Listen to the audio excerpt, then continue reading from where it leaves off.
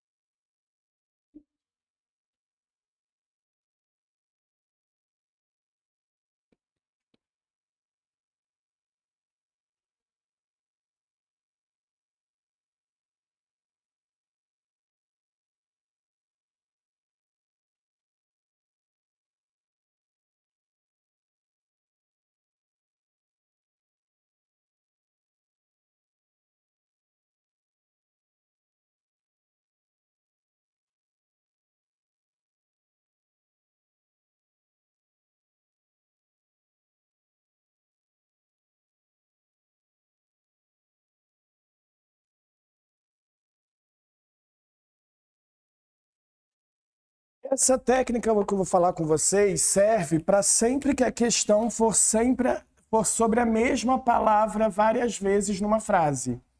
Então, por exemplo, na banca que vocês vão encontrar, geralmente vai vir assim no enunciado. Marque a alternativa em que o termo destacado tem uma função diferente dos demais. Então, vai ter várias frases com a mesma palavra destacada em todas as frases. Serve para esse tipo de questão. Boa noite, bem-vindas.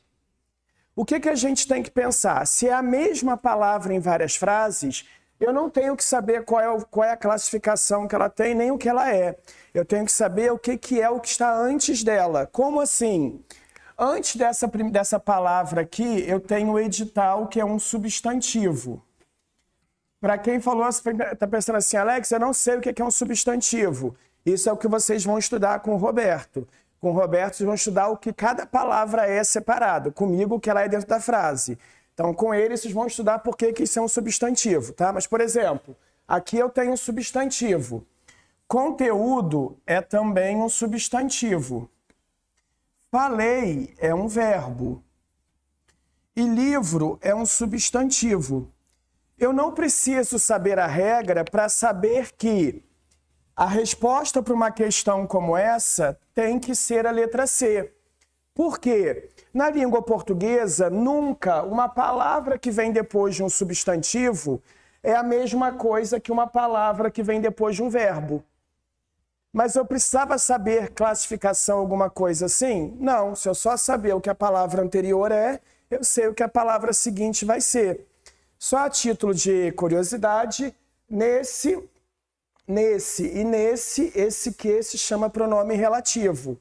Aqui se chama conjunção integrante. Eu não precisava saber essa nomenclatura, bastava saber o que a palavra anterior significa. Então, na língua portuguesa, o que veio antes determina o que vem depois. Como eu falei, serve para qualquer questão assim.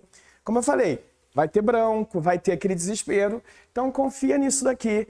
Viu que a questão é sobre a mesma palavra marcada em vários lugares? Olha só a palavra anterior, é o suficiente para vocês saberem. A diferente é sempre a resposta.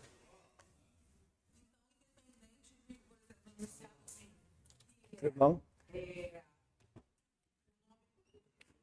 Uhum.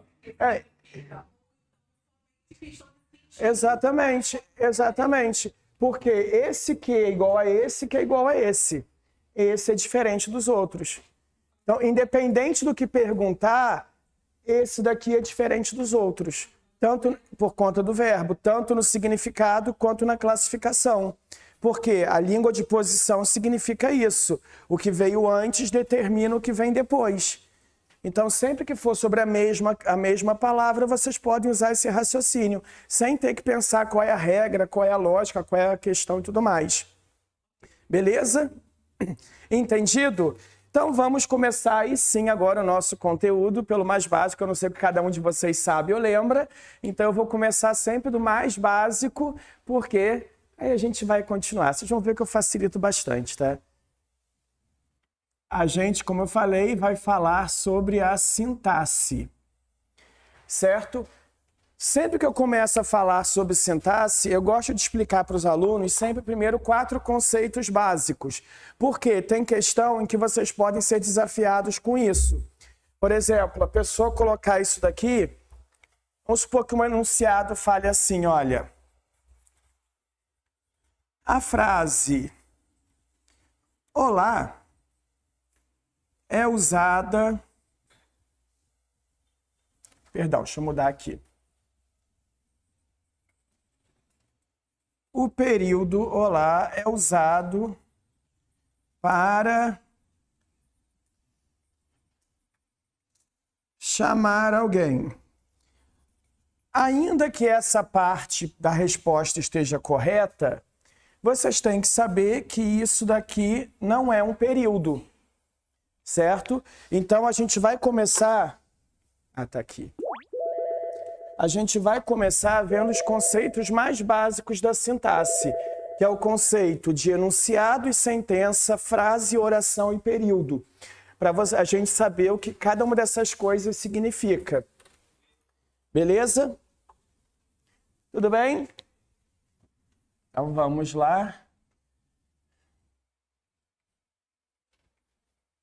Opa.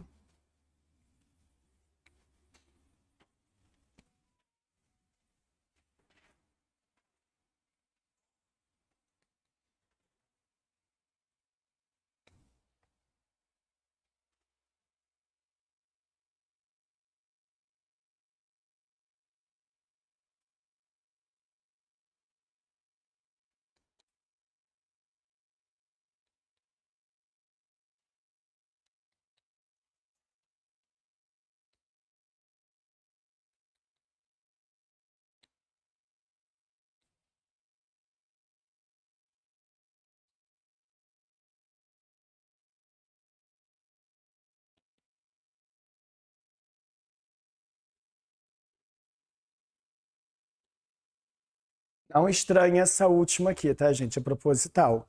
Não estou maluco, não. Então vamos lá. O primeiro conceito que existe na sintaxe é o conceito de sentença ou enunciado. Os dois são a mesma coisa. O que na sintaxe a gente chama de sentença ou de enunciado? Sentença ou enunciado é todo o intervalo. E quem não tá no grupo do WhatsApp, coloca o número do ladinho, tá?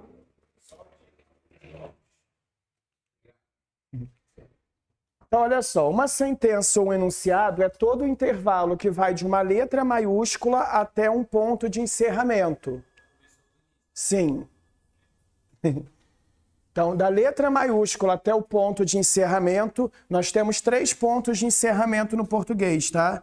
Ponto final, a exclamação e a interrogação. Esses são os pontos de encerramento, tá? Então, o intervalo da letra maiúscula até o ponto de encerramento é uma sentença ou um enunciado. Então, sentença ou enunciado é qualquer intervalo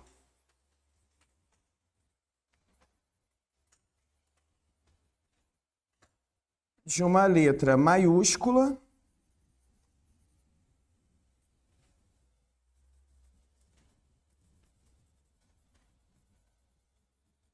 até um ponto de encerramento. Certo? Boa noite. Eu tô bem, e você? Que bom.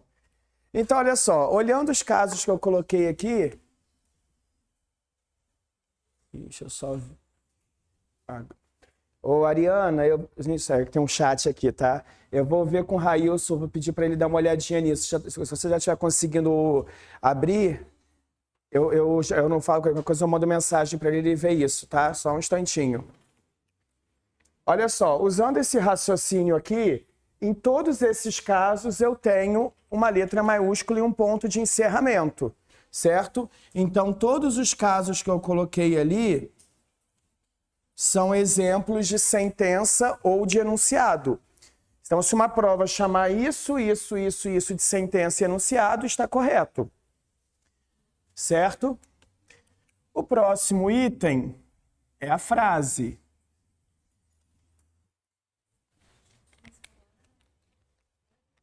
Sim.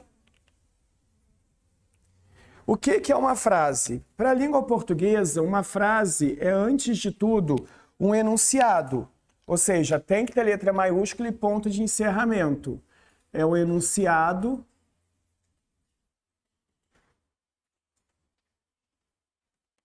com sentido pleno. Ou seja, se daqui a aqui isso faz sentido, além de enunciado de uma sentença, é também uma frase. Certo? Isso daqui faz sentido, não faz? Aqui também e aqui também. Aqui já não. Se alguém falar que isso aqui faz sentido, eu vou aconselhar a procurar uma terapia. Porque isso aqui não tem que fazer sentido para ninguém, não. Se para alguém fez, alguma coisa está errada. Então, gente, dos 4 exemplos que eu coloquei ali, constituem frase o número 1, o número 2 e o número 3.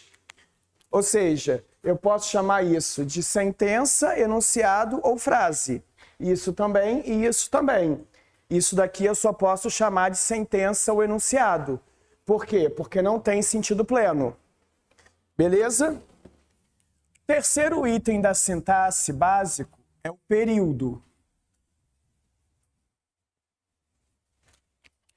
O período é uma frase antes de mais nada, ou seja, tem que ter letra maiúscula, ponto final, tem que ter sentido pleno, só que é uma frase com verbo. Obrigatoriamente tem que ter verbo, certo? E na gramática do português, se houver um verbo apenas, a gente chama de período simples ou oração absoluta.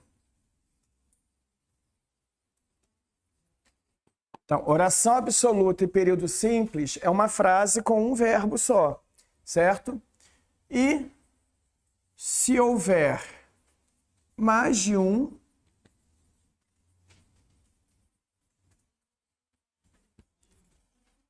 a gente chama de período composto.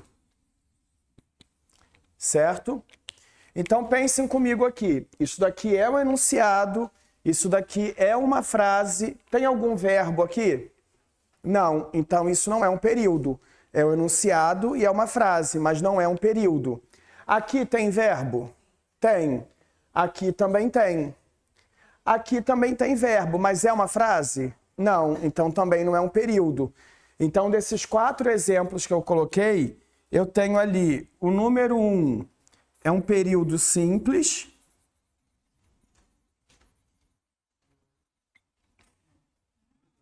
E o 2...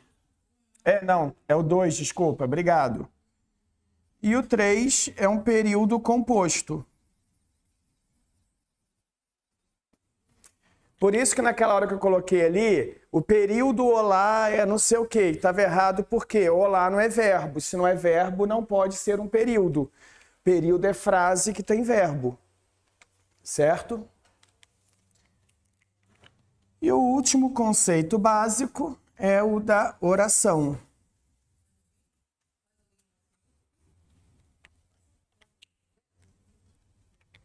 O que é uma oração?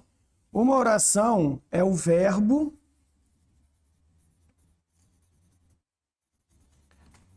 e seus complementos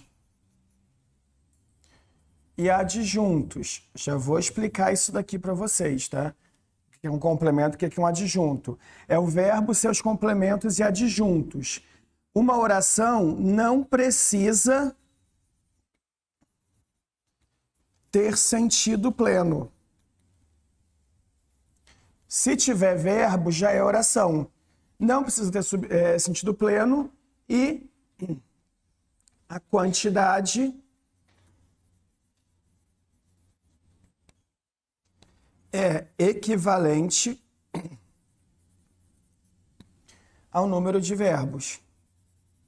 A banca de vocês fez uma questão mais de uma vez perguntando o seguinte, ela destaca um trecho e pergunta: quantas orações tem no trecho acima? É a questão mais boba de se fazer, porque se tem 7 verbos, tem 7 orações. Se tem um verbo, tem uma oração. Se tem 20 verbos, tem 20 orações. Então, o número de orações é equivalente ao número de verbos. Sim, a gente vai chegar nesse caso ainda. Então, gente, se a gente olhar isso, tem algum verbo aqui? Não, então aqui não tem nenhuma oração. Aqui tem verbo, então tem uma oração. Aqui tem 2 verbos, tem 2 orações. Aqui tem 2 verbos, tem 2 orações.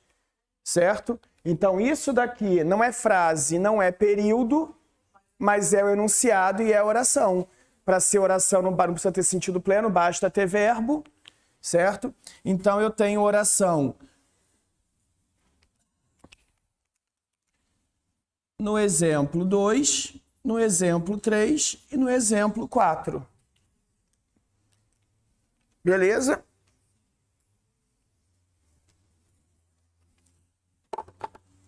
Alguma dúvida até aqui, gente?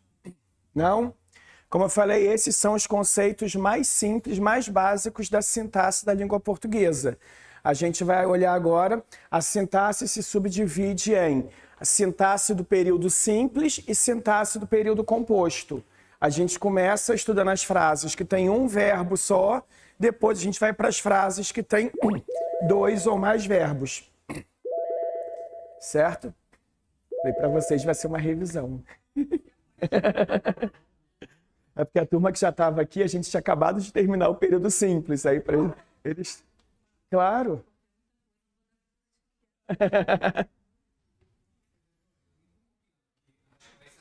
É a mesma ordem que eu usei com vocês antes.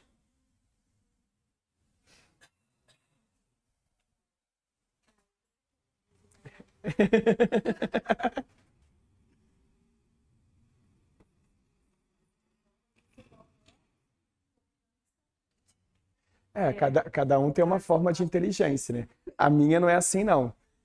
Eu sou auditivo, eu tenho que ouvir para aprender. Posso apagar esse lado aqui, gente? Posso?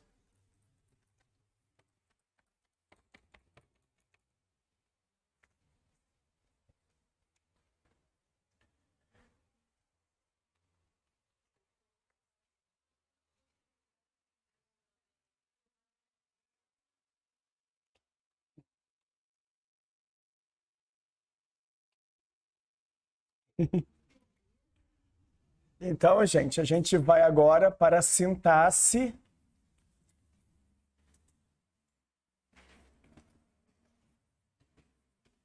do período simples.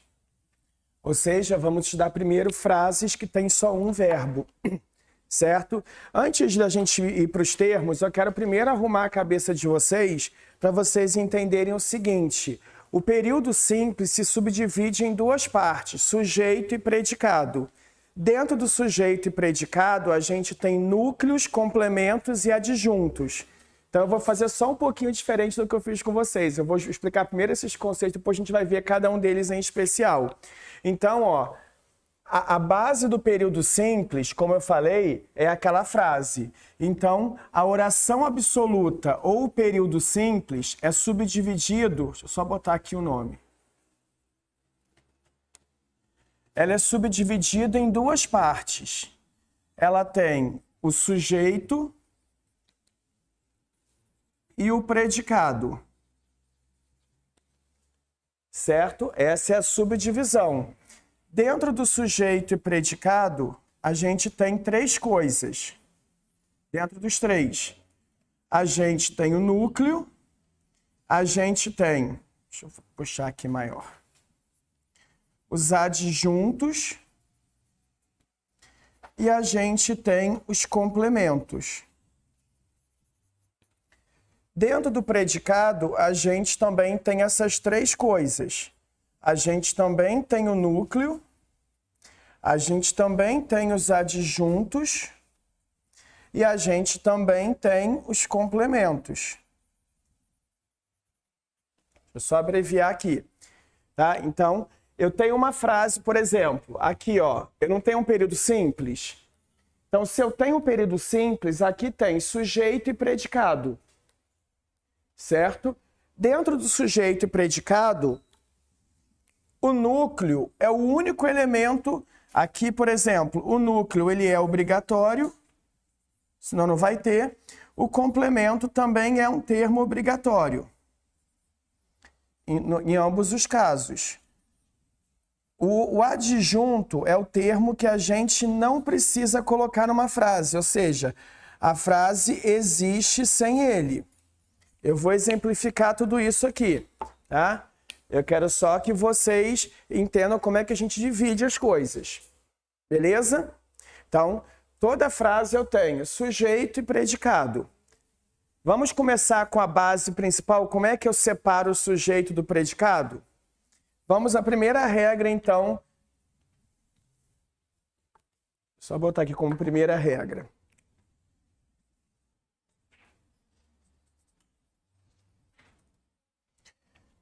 Qual é a primeira regra?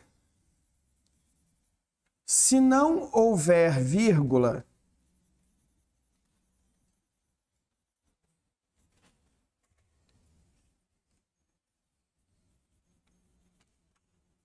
o sujeito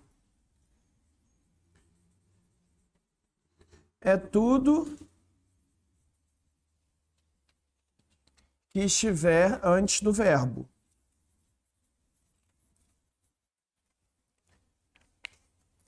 Óbvio que se eu estou falando de vírgula aqui, é porque hoje a gente vai falar de pontuação. Porque a pontuação é relevante para a gente identificar quem é sujeito e quem não é. Então a gente vai começar com frases bonitinhas que não tem vírgula nenhuma. Meu objetivo é terminar a aula de hoje com vocês sabendo achar claramente o sujeito, o predicado e saber o que é o adjunto e o que não é o adjunto. Antes da gente ver os nomes que isso tudo tem. Que os nomes são muitos, vocês sabem disso. O português gosta de nome. Posso apagar o lado de cá?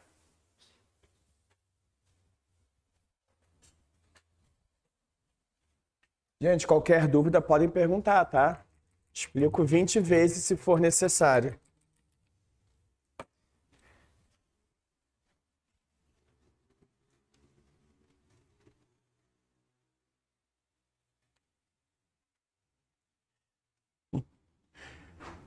E no último mês eu expliquei isso daqui só 6 vezes, em 6 turmas diferentes.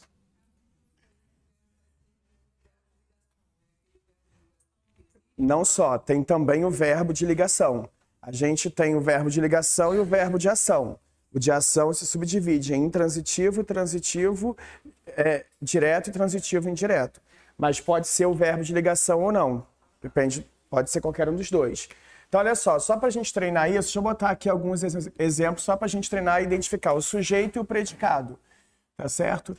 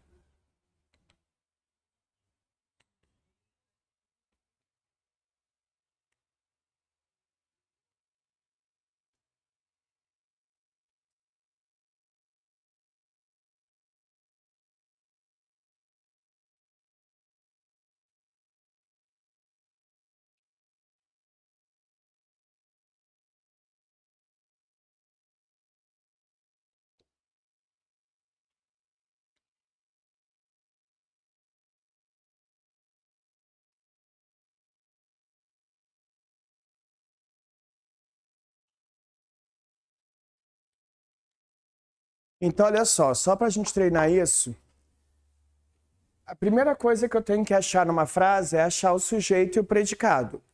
Então, como eu falei, se eu tenho a frase não tem vírgula em lugar nenhum, tudo que estiver antes do verbo é o sujeito. A nossa língua tem uma ordem, que é a ordem básica, que é sujeito, verbo, complemento. Então, todas as regras da sintaxe são feitas baseadas nessa regra. Então, se eu estou olhando aqui, não tem nenhuma vírgula nessa frase, e eu sei que esse daqui é o verbo, é uma locução verbal, significa que isso tudo aqui é o meu sujeito. E todo o restante que fica na frase é o predicado. Certo? Aqui é a mesma coisa, ó, o verbo está aqui. Não tem nenhuma vírgula nessa frase. Se o verbo está aqui, não tem nenhuma vírgula nessa frase, o sujeito é isso daqui, isso tudo aqui, e todo o restante é o predicado. Beleza? Então, no período simples, a primeira divisão que a gente faz é essa. A gente separa a frase em sujeito e predicado. Mas eu estou supondo aqui a situação em que vocês tenham a frase na ordem lógica. A ordem lógica é quando a gente não tem vírgula. Tá? A vírgula serve não para a gente respirar. Se alguém aprendeu assim, aprendeu errado. Tá? A vírgula não tem relação nenhuma com respiração. Até porque eu sempre brinco com os meus alunos que se tivesse a ver com respiração, uma pessoa com crise de asma teria só vírgula na sua redação, no seu texto. Então não pode ter vinculação com respiração e vírgula. Vírgula tem a ver com movimento de frase. Quando a frase e a ordem está mantida, e qual é a ordem do português? O português é uma língua SVC. O que é SVC? É uma ordem que eu tenho o sujeito, depois o verbo e depois os complementos.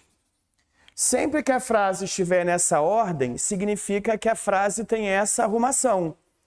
Tá? Nessa arrumação, como eu já falei com vocês, aqui eu tenho o sujeito e todo o restante é o predicado. Beleza? Então, sempre que eu tiver essa ordem, não vai ser difícil a gente achar o sujeito. Mas o que eu faço, portanto, quando a frase não está na ordem lógica? Como é que eu identifico o sujeito numa frase em que não está certinho na ordem? Que aqui eu estou falando, por exemplo, uma frase em que o verbo é a segunda coisa a aparecer. Agora, uma frase que começa com o verbo. Por exemplo, vem lá, acontece. Começou a frase, acontece. A primeira palavra é o verbo. Como é que eu vou achar o sujeito se ele não está na ordem lógica? Aí a gente parte para as outras regras de identificação do sujeito. A primeira, todo mundo entendeu? Como é que eu acho um sujeito? A frase não tem vírgula, tudo que está antes do verbo é o sujeito. A segunda regra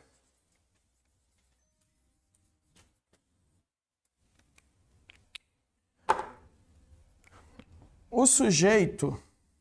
Opa.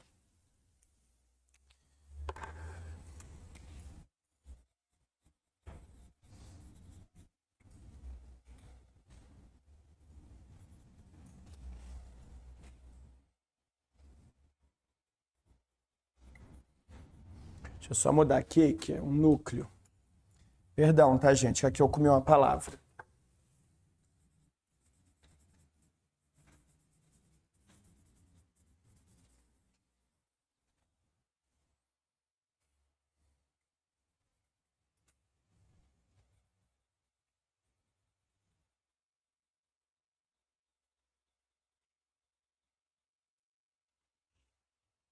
Então, olha só, a segunda regra tem 2 pontos. O núcleo de um sujeito é sempre um substantivo, tá? Para quem não está lembrado o que é substantivo, vocês vão ver isso melhor com o Roberto, mas substantivo é o nome de tudo. Então, ó, eu estou segurando um substantivo, eu estou vestindo um substantivo, pisando em um substantivo, escrevendo em um substantivo. Tudo que dá nome é substantivo, certo? Palavras que não estão dando nome, mas que terminam em são, mento e esa ou ex também são substantivo. Ex, esa, mento e são sufixos que transformam palavras em substantivo. Por exemplo, sentir é um verbo, sentimento é um substantivo, realizar é um verbo, realização é um substantivo. Aí eu tenho, por exemplo, nobre, nobre é um adjetivo, nobreza é um adjetivo, certo? Escasso é um adjetivo, escassez é um substantivo. Então, essas terminações também são terminações de substantivos, tá? É o nome de tudo e palavras que terminam com essas terminações. Então, o que acontece? Para ser um sujeito, tem que ter um núcleo. O núcleo é obrigatório, como eu falei ali. E o núcleo tem que ser um substantivo. Ó, são, mento, tá? Ex, de escassez, por exemplo, esa, nobreza, e tem mais um que agora me fugiu da cabeça. Eu acabei de falar, mas eu esqueci agora. Eu vou lembrar daqui a pouquinho. Sentimento. Mento, eu já falei? Daqui a pouco eu vou lembrar, mas que me fugiu da memória agora. Então, olha só. Cabeça pensa muita coisa ao mesmo tempo. A primeira coisa é essa. Só que às vezes só isso não vai ser o suficiente. O que eu posso usar para ter certeza, então? Mais duas, vou botar a terceira regra, que é a mistura de duas. A gente vai juntar agora três. Posso apagar aqui? Eu vou juntar 3 regras que vão ajudar a gente a identificar um sujeito quando a frase não está na ordem lógica.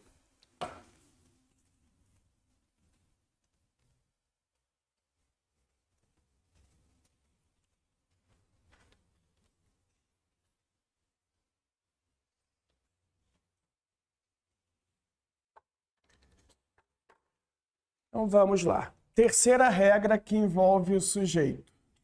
Depois eu coloco o exemplo para mostrar isso daqui, tá?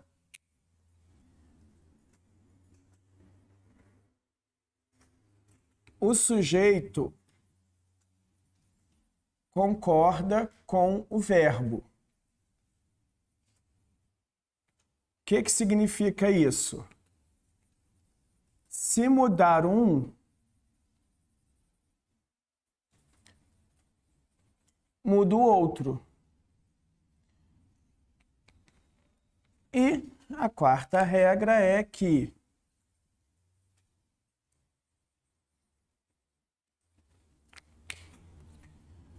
todo sujeito, para mim essa é a regra que eu mais uso na prática, né? Eu nem uso tantas outras regras, não. E somente os sujeitos